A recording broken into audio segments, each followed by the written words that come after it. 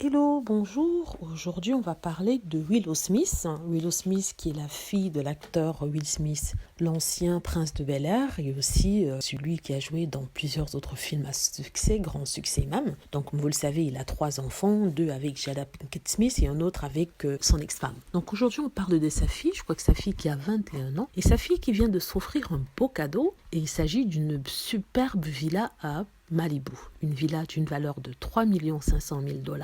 Elle est tout simplement superbe, avec vue sur la mer, tout ce qu'une personne pourrait rêver d'avoir, c'est-à-dire posséder une maison dans un beau quartier avec vue sur la mer. Alors, cette nouvelle a été publiée dans tous les médias, dans tous les journaux, dans les médias, sur les sites internet, ce qui a prompté certaines personnes ou certaines réactions, certaines personnes à dire des choses, aussi qui a valu certaines réactions de personnes que je dirais jalouses, très jalouses même. Donc, ils s'en sont pris à la pauvre fille en disant qu'elle n'a pas besoin de flasher sa vie-là comme ça dans tous les journaux, oubliant bien sûr de préciser que ce n'est pas elle qui l'a montré, c'est plutôt les médias qui sont allés fouiller dans sa vie pour trouver la maison qu'elle venait d'acheter. Donc, elle n'a pas posté sur Instagram, elle n'en a pas fait la publicité. Ce sont les journaux qui sont allés chercher dans sa poubelle pour voir, c'est une expression, pour pouvoir sortir ça dans leurs journaux et faire bien sûr vendre du papier ou vendre de la publicité. Alors, ils s'en prennent aussi à elle parce que, soi-disant, elle n'aurait pas travaillé pour avoir cette maison-là. Ils sont persuadés que si ça n'avait pas été ses parents, elle n'aurait pas acheté cette maison-là. Donc, ce qu'il est bien de rappeler, c'est que Willow Smith travaille depuis qu'elle est enfant, depuis qu'elle a 7 ans. Elle est dans les journaux, elle joue dans les films, elle a joué dans 1 ou 2 films, mais vers 11 ans, elle a fait un tube, elle a fait 1 ou 2 chansons qui ont été vraiment des tubes et qui ont rapporté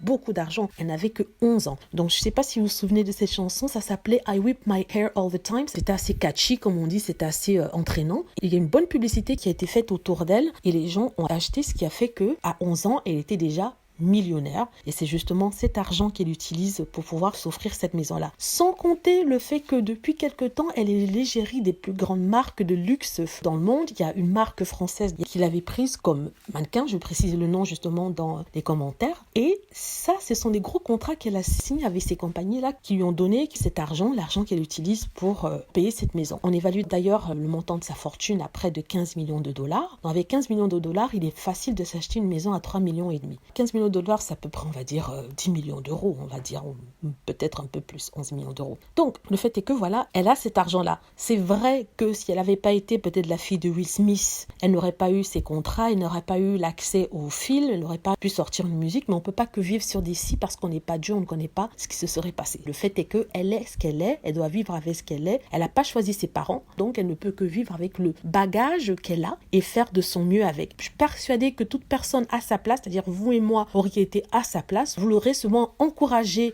à faire ce qu'elle aime, à faire ce qu'elle veut faire, parce qu'après tout, on ne vit qu'une fois dans la vie et il vaudrait mieux vivre et faire ce que l'on aime. Voilà, c'est ce que je voulais dire par rapport à cela, mais je trouve que c'est trop facile de montrer du doigt les enfants de stars, les enfants de ceux-ci, en disant que oui, ce sont des bons à rien, qui n'auraient pas eu ce qu'ils ont si ce n'avait pas été leurs parents. C'est peut-être vrai, mais en même temps, même chez les pauvres, les personnes de la classe moyenne, il y a des moments où on favorise nos enfants. Par exemple, on va sûrement les faire entrer dans la compagnie dans laquelle on travaille ou alors demander à un ami de pouvoir les aider. Ça aussi, c'est du népotisme en quelque sorte, mais à notre niveau, à nous. On n'est pas des stars, mais si on l'avait été, on aurait fait pareil. Voilà, j'espère que vous avez aimé ma vidéo. N'hésitez pas à cliquer sur like si c'est le cas, à vous abonner pour plus de vidéos et aussi à cliquer sur la petite cloche afin d'être averti lorsque je poste une vidéo. Et aussi, n'oubliez pas, s'il vous plaît, de laisser des commentaires aussi. Merci.